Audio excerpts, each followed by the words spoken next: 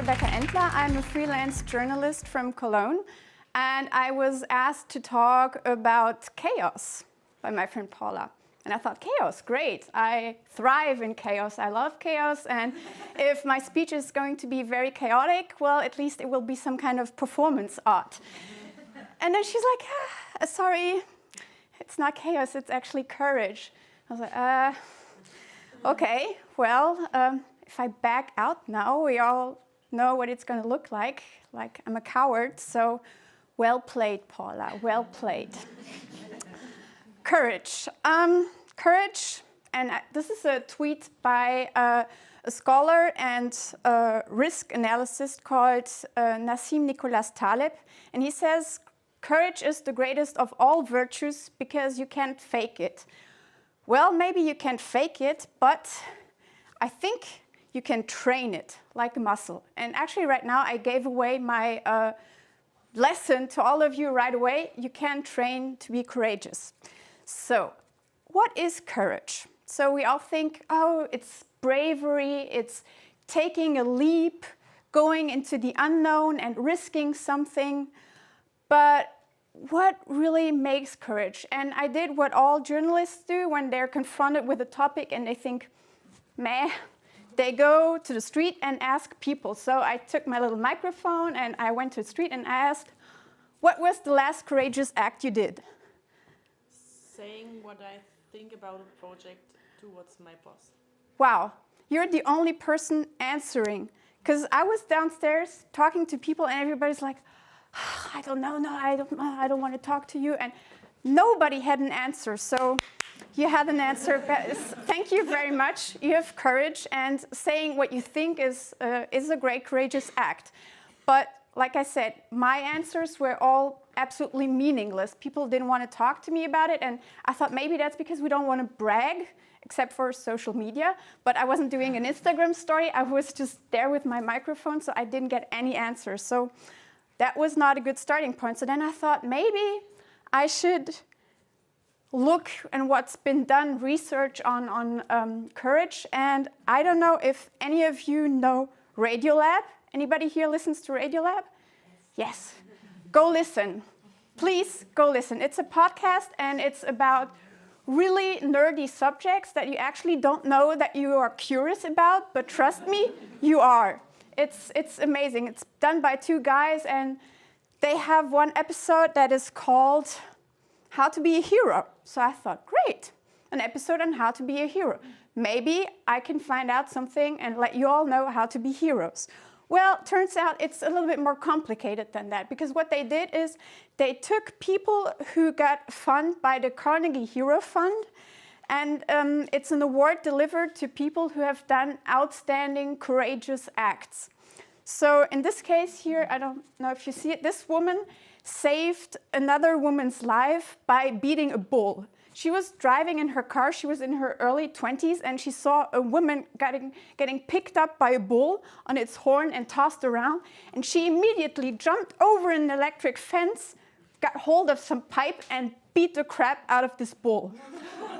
So I think we all agree she deserved to get rewarded for that, and so did other people who had done outstanding, courageous things, and they analyzed it, and it was like, what do all these people have in common? Well, good news is they were not rich, or they weren't people who had done a lot of education, and these weren't like people who were high trained or anything. It was just regular people, but all of them answered that it was intuitive. They saw the situation and they just knew without having to think about it what to do. So what they did was completely selfless, and it was also totally outcome-oriented. They didn't do it because they loved the rush or because she ever wanted to fight a bull. Oh, here, there's a chance to fight a bull. No.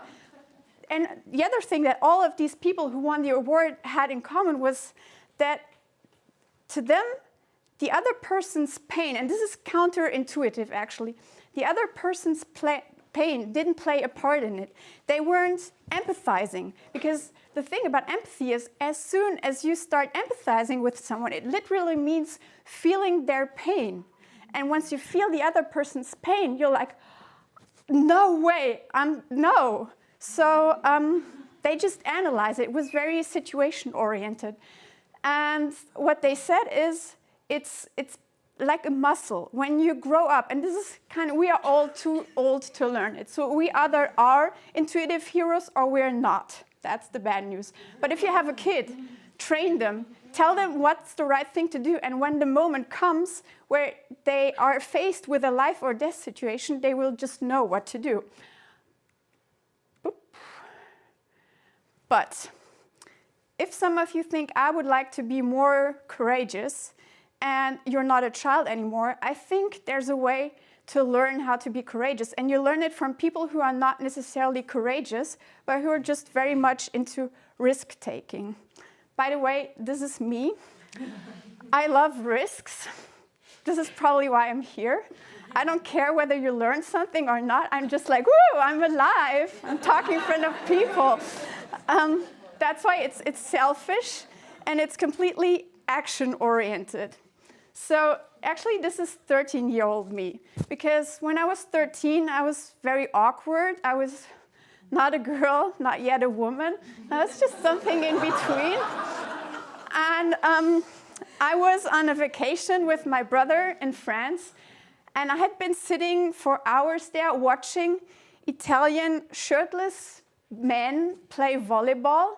They were 16, 17 years old. And I thought, oh, yeah. And I sat there, and after a while, I think maybe it was like 2 hours into watching them, I got up and I asked, can I play? And they were like, can you play? And my brother was like, you can't play? And I thought, I don't know. I've never done beach volleyball. Maybe I'm meant to do this. Maybe I'm great at beach volleyball. And I'm not going to find out unless I do it. So got into the sand, and they immediately started rotating, which seems fair because we were now one more on one side.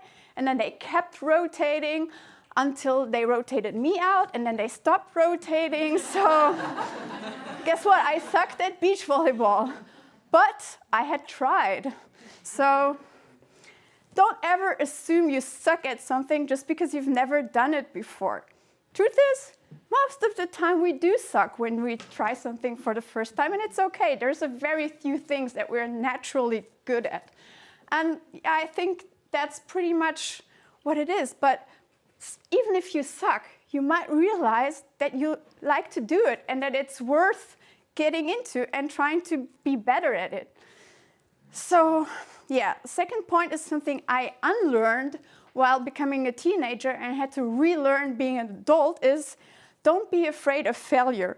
And I'm going to share something with you that's another very, very embarrassing thing about my life. And since this is the free version, I cannot load any audio, so I'm going to play you audio from my phone, if it works.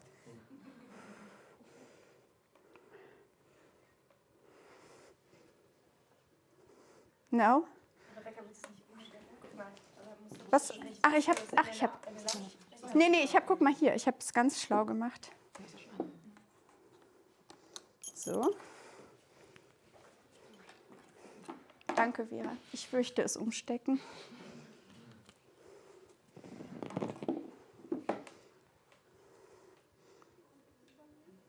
Kann man es lauter machen?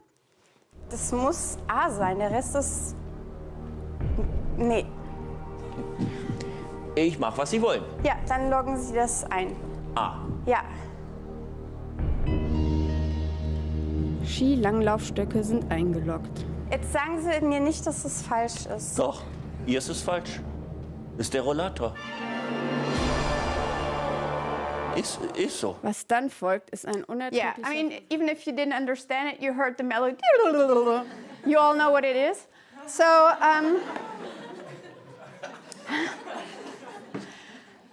this is me 2 years ago, I think. Well, actually, the story behind it is I found out I was pregnant and I didn't know anything about children except they cost a lot of money. So I thought I'd do something proactive and I go on this show because it seemed like an easy way to become filthy rich. And I was sitting on this chair and I completely, totally embarrassed myself because I still had all 4 jokers, and actually it was a special where you could win not 1 million but 2 million.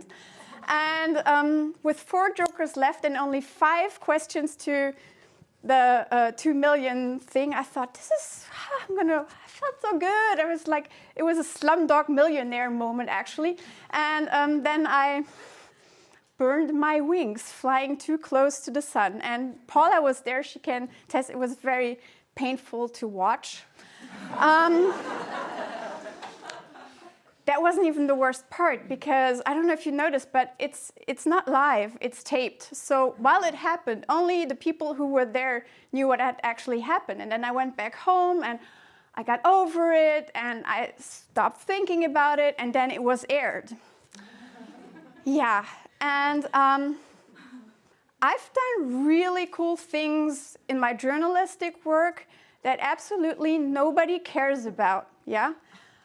But once you're on TV on this show, trust me, that's the show that all of your parents' friends are watching. That all of the friends from high school that you haven't talked to in years are watching. And they're gloating. And it's not enough, they will Google you to find a way to let you know that they're gloating right now. So it was painful, but that's my next point. One morning I got up and was like, enough. I don't want to be, I mean, I'm the loser, okay, but I can own it. Like, I'm fine with being a loser. So what I did is I got up and I called an editor and I was like, okay, this happened and I want to make a piece about me losing. And he was like, okay, fine, do it. So that's what I did. And actually, afterwards, I felt empowered. The email stopped, people nagging me about it stopped, because I owned it. I was like, yeah, I mean, trust me, it was embarrassing. It was a question everybody here could have answered, but once I made the piece, I mean, I made a little money with the piece, so that's also nice, and it was out there, and I felt like all my vulnerability, yeah, it was gone. It was empowering. So that's the last thing I think you can learn, or we can all learn from risk-loving people, is it only happened because I asked for it. I went out there and I asked to be on that show, and I asked the editor, I said, I want to do a piece about it. So ask for chances. I'm going on people's nerves ever since I found out about the power of asking. But the thing is, I think I go on their nerves, but what they see is somebody who has a passion, who wants something. So ask around. If you want something, make it happen for you by asking people. And if you have nobody to ask, then create opportunities. When I started and I decided I want to be a journalist, I didn't know anybody in journalism. So I just offered people to write something for them. And most of them were like, no. And I also wrote editors of very famous magazines. And I mean, I never got any answer, because they're like, what? Of course not. But then it's enough to find one person who's willing to give you a chance, and you can do what you want. So, and the last group of people who we can all learn something from are ordinary people who have a cause. And I talked to friends, I told them I have to speak about courage, and I don't know what I'm going to speak about. And then one of them was like, you know people who are very, very courageous. And it's true, because, and these are these people. I've worked on them, about them. I've done a radio show about them, and I also wrote about them. They're my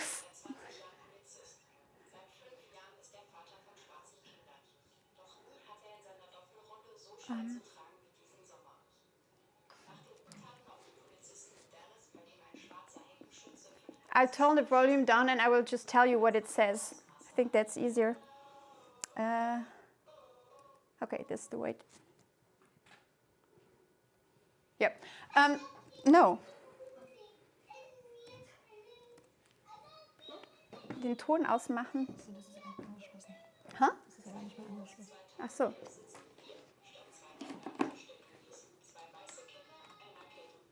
Ah.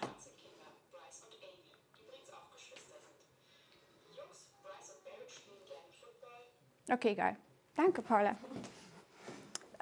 So this is my former host family back in Arkansas. I was there in 2000, and back then they were very, very ultra-conservative white people living in a very religious neighborhood surrounded by only white middle-class people. And at some point they decided, no, that can't be it. That's not us. We want to do something about it, and we want to change. And they moved to another neighborhood. Then they hosted an exchange student from Pakistan who was a Muslim, and it was frowned upon on the entire community. People were accusing them of hosting a terrorist, and they didn't care. They're like, no, these are people just like us. And they became activists. And it's very unlikely, because I used to know them as being super conservative and narrow-minded, actually. I hope they don't mind me saying this now, and they set out on a path because they had a cause. They thought, we don't want to be these people who are afraid of other people. We don't want to be these people who discriminate against other people, who are racist. So they looked at it and they thought, ultimately they adopted 2 black children, and they became important agents in the black community, because she's a high school teacher and he's a policeman. And as you all know, police violence against black people is a really terrible thing. And he became an agent between the black community and the his colleagues. So whenever something happens between policemen and Afro-American males usually, then he's the person who is called. And Dustin, I went to see them last year, and Dustin said, you know what, if I knew all that I know now, I'm not sure I would have done it. I'm not sure I would have left, because she is not in touch with her family anymore, and his family was more understanding. Actually, his mother is pretty nice, but they lost a lot of friends. They lost a lot of family along the way. But that's the beautiful thing about courage. Once you're committed to a cause and you think it's worth it, then it sets you on a path and there's no turning around. No matter it's making you feel uncomfortable. It's shitty at times, but you always have this cause in your mind. And for them, that's cause they want to have a family and raise their children to be better people and to change the whole society. It's a really big thing. Not all of us are meant to be parents and okay.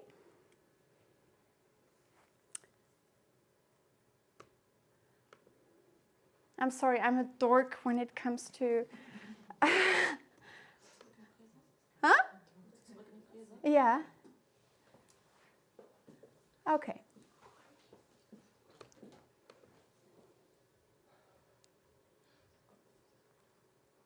Okay. So now we have talked about the heroes, the intuitive heroes that are just raised to be great at saving lives. We've talked about people who are into risk. And I think what I need to tell you about risk-loving people is why I said it's not outcome-oriented is the best example is a bungee jump. A bungee jump, I mean, you're standing up there, you're looking down, and you might think, oh, it takes a lot of courage to jump. That's not true. You're doing it because you're into the kick. You're not into the outcome, because the outcome is just being back on the ground. Nobody does bungee jumping for the cause of being back on the ground. So it's a different thing. And we've talked about ordinary people who have a cause worth living for. And the thing is, once you start thinking about courage, little things everywhere, and it's true for everything, I guess, once you start thinking about it, everything just appears to be, oh yeah, that makes sense now. And I have a shared working space with other journalists and teachers, and the day before yesterday, I stumbled upon this thing, and I thought, oh, that's a really poorly drawing of Muhammad Ali. And then I watched, and I was like, oh, it's not Muhammad Ali, it's Miles Davis. And I read this, and it totally makes sense. You should never be too comfortable. Miles Davis, a jazz musician. I know little about jazz, really little, but I do know that if you just play by the book, maybe it sounds nice, but it's boring. It becomes a genius thing. It becomes something that you feel passionate about, that you can like see and feel everything that music is meant to sound like once it goes off the map and once you start improvising and once you have the courage to do things. So take 3 things back home. A, listen to Radiolab, very good show, very important.